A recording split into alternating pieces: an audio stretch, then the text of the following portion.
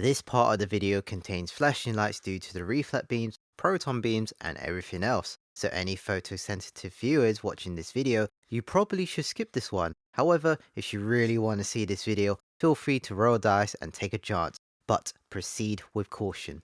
Hey guys, and welcome to a new Dungeon Defenders 2 video. I'm your host Mr. Peter, and this was supposed to be an educational gameplay video on floor 700.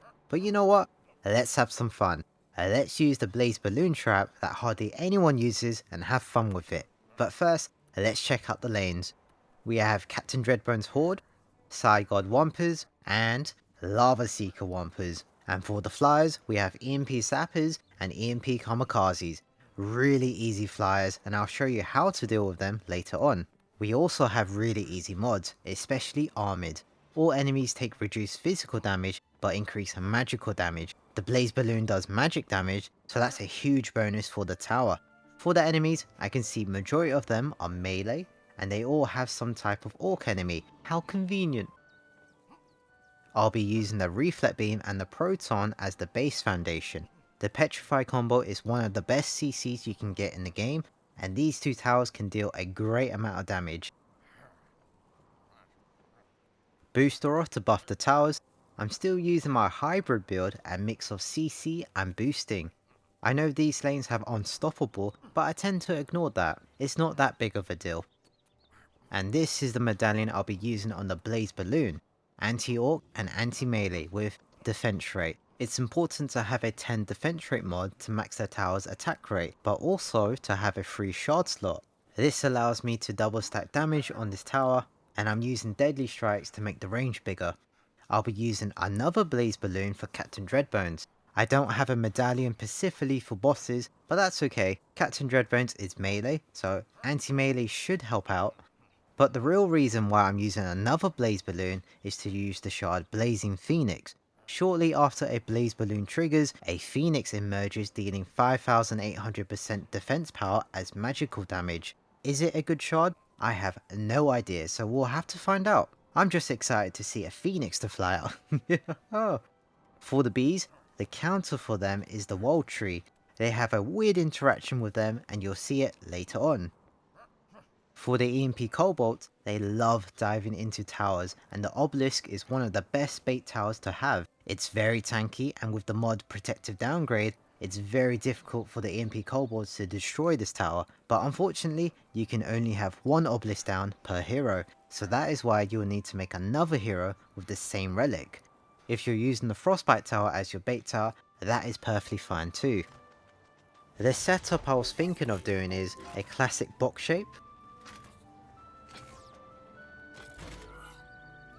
and have the blaze balloon, oops, wrong one.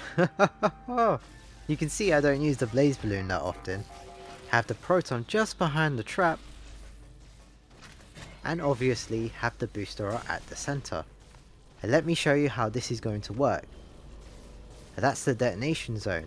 Once they step onto it, their trap will activate, they get covered by fire, and then petrified. If not, we can always manually detonate it by shooting at the balloon.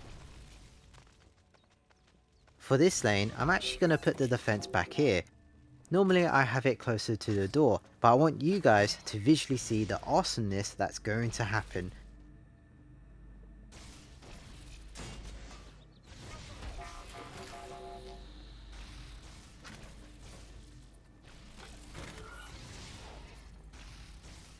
Perfect. I'm going to try something new on this lane.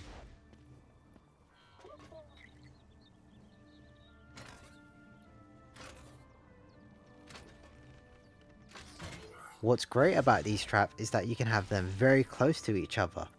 It would be really cool if we can get Captain Dreadbones to step on both traps, then this whole lane will be covered with fire.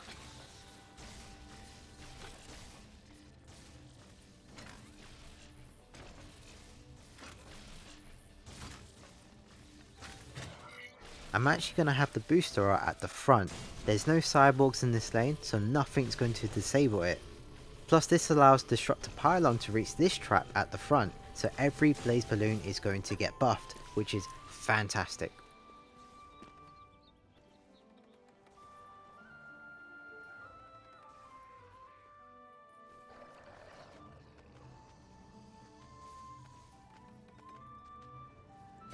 I think that's a good spot.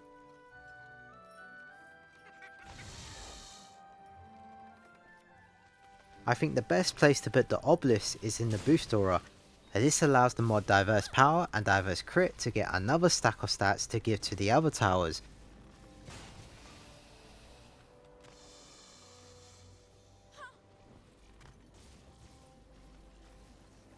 I'm definitely going to play as the Huntress. It's her tower, it's going to be her show. I'm also going to play as the Dryad. This is just in case anything goes wrong. She is there to fix the problem. I'm super excited. I wonder how it's going to turn out. I almost never use the Blaze Balloon. Like, never. Can it do it? It's doing perfectly fine. The Lady Ox are dead, and that's a very good sign. The Lady Ox are quite tanky, so if he can kill a Lady Ox, he can kill anyone. And now this is going to be interesting. Can it melt bosses with high health? Ooh, a Phoenix! So, Captain Dreadphones has just under 1 billion health. Can it kill him? Yeah, I don't think it's going to kill him. I'm just going to slightly cheat and impair his movement speed.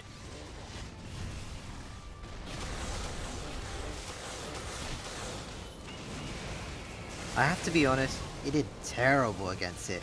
At least we know it's not good against— What are you doing here? Very sus. Did you really travel across the map just to dig yourself over here?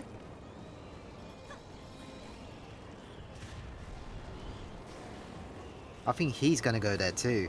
Gonna meet up with your good old buddy or power friend, Witherbeast. Witherbeast, man, it's such a weird name. I never call them Witherbeast. They're either the diggers or the crystal guy. I hardly ever play the Huntress, because most of her gear is in campaign gear. As you can see, I'm not dishing out great damage, but luckily, these Sapphires have Pilot on where they take increased damage per condition. So when they're drenched, stunned, poisoned or frozen, all of those conditions will weaken them and they stack, which is really helpful right now.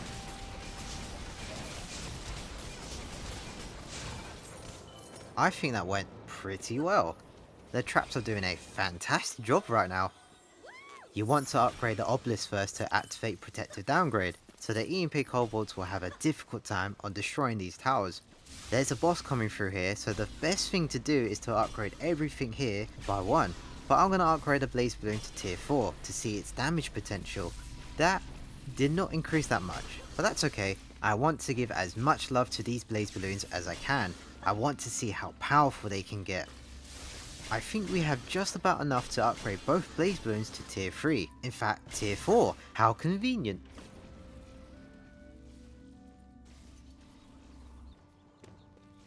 If we go up close to the trap, we can see how the detonation works. Or we can shoot it manually, because these guys are useless. They keep dying before they can detonate it. Come on guys, it's not that hard. I'm loving that health drop. I don't know if it's the trap doing the damage, or the reflect being doing the damage, or the mod helping out, but you know what? It's doing the job. Let's see if Captain Dreadphones can survive this time. Take 2.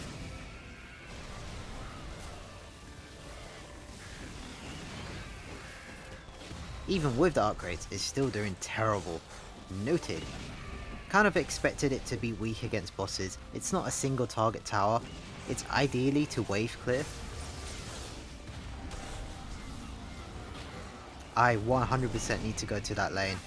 Tusk Guards naturally heal themselves over time. Definitely the Blaze Balloon won't be able to do it.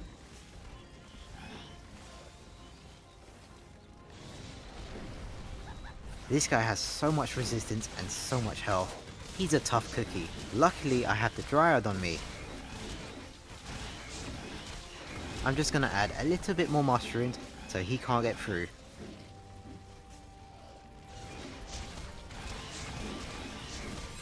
Awesome. Really, really good stuff.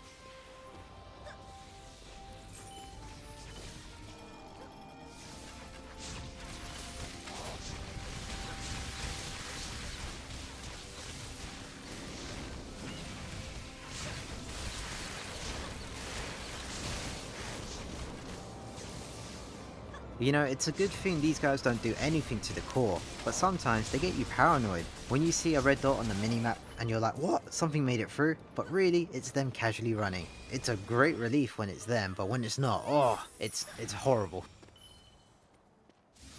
Malpheus.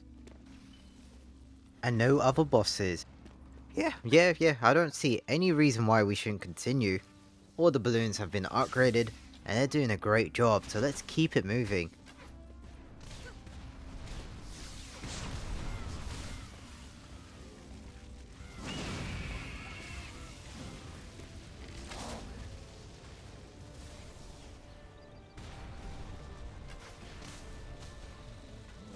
Look at that burn damage.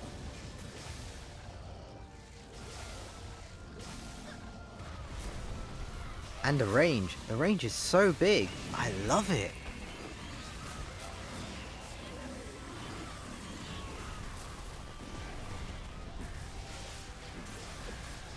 Look at that. He's stuck on the edge. But let's keep him there.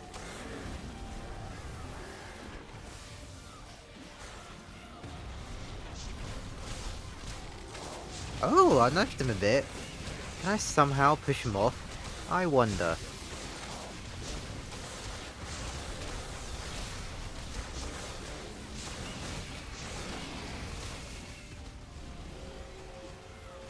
This fella's back here again. Oh.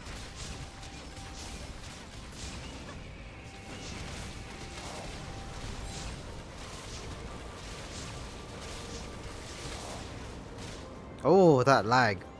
That's the Frostfire lag. Whenever you proc Frostfire, it can cause major lag. That's why a lot of players in higher floors stop using Frostfire, just for the game what lag. I do like using Frostfire, it does a fantastic job on wave clearing and it's great against flyers. But like I said earlier, the lag is pretty bad, especially on the Lost Temple map. It's already laggy on that map, but with Frostfire, it's disgusting.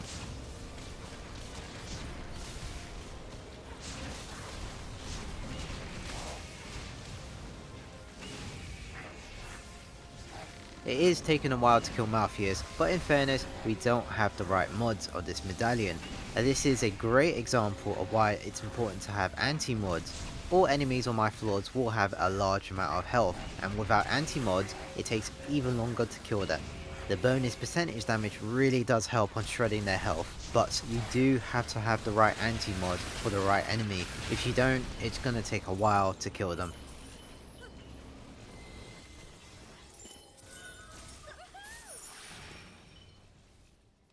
Oh, he's definitely going to cause a lot of trouble. Should I move the Obelisk? No, I think it's fine. Actually, I'm going to upgrade the booster so everything here is getting increased stats. Why not? The reflect beam as well. Check out the kills. 302. Crazy. What about this one? 29. 38. 95? Whoa, slow down, cowboy. 39. 72. And 129, as expected. At least the Blaze Buildings are getting some kills. They're doing half the work, I guess. Well, they cost 60 DU, so I expect them to do, you know, something.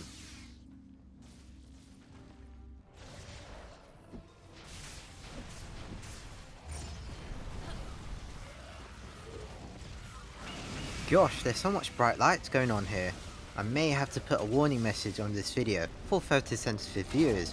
Well, it is dark in my room, so everything is a lot brighter. But it is kind of hurting my eyes, so I assume it's hurting their eyes too. Don't worry guys, I'll add it in the start.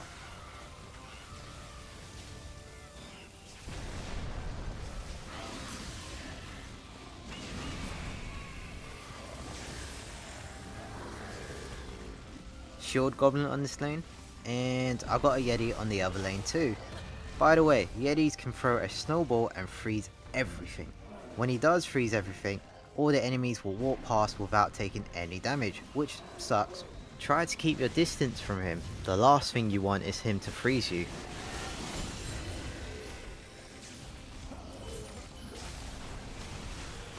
Hold on, wait a minute.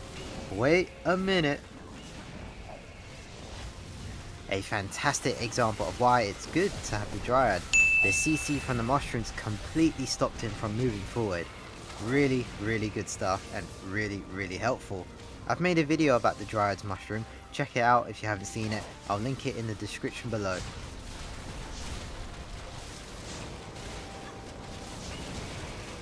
You know how refreshing it is when you don't have assassins attacking you every wave? Feels great, feels fantastic.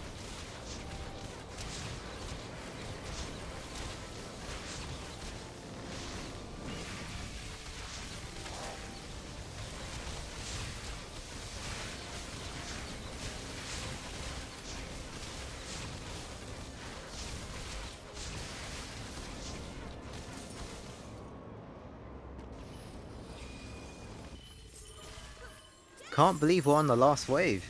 These traps are doing great. I have tons of greens left. I might as well spend it. This is what I tend to do. I always do this. I have tons of greens left over, but never spend it. It's a bad habit. It's best to use the leftover greens, but if you're capable of completing each floors without upgrading, then that's a very good sign that you'll go far in Onslaught. It means your base damage of your tower is strong, and when it's upgraded, these guys won't have a chance. It's impossible to lose now. Everything is upgraded to the max. What's great about the Blaze Balloon is that it doesn't have an enemy limitation. What I mean about this is anyone that steps into the zone will take damage no matter how many enemies there are. The Flamer can only attack up to 7 or 8 enemies at a time, whereas the Blaze Balloon has no limits. That's a huge advantage for the Blaze Balloon. However, it does cost 60 DU, which is very expensive. If you do want to use this tower, it's probably best to use it against frosty enemies. Frost enemies take double the damage to fire. Coincidentally, the Blaze Balloon does fire damage, so it's gonna deal tons of damage. I don't think it'll ever replace the Lavamancer's fissures, but it's there as an option.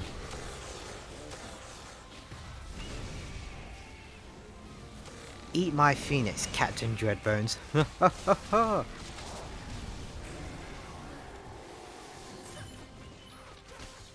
Cannon ogres can one-shot you, so stay far away from them.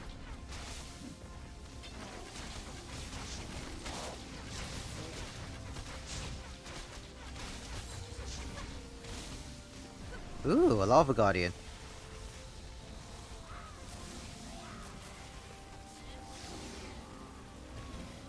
Nice!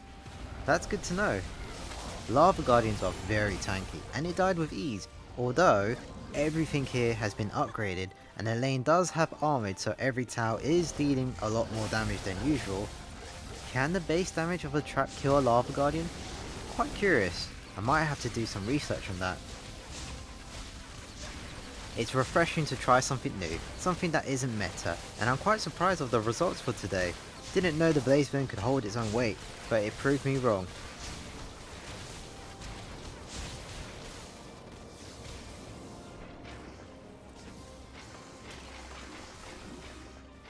Almost done, guys, almost done.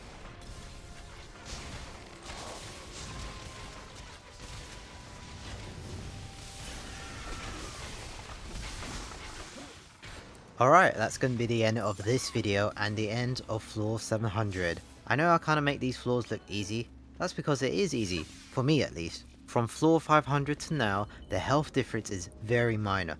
So if you're able to complete floor 500, you'll be able to complete floor 700 and hopefully floor 800. It's important to understand each lane and how to counter them. Once you study each lane, it definitely becomes a lot easier. It's also really important to have gilded shards and high level mods. Any small stat bonuses is always welcome. Every little helps. Thank you guys for watching. I hope you guys enjoyed this video. If you did enjoy this video, destroy that like button. That's going to help out the video a lot. Subscribe for more DD2 content and I'll see you guys next time. Take care.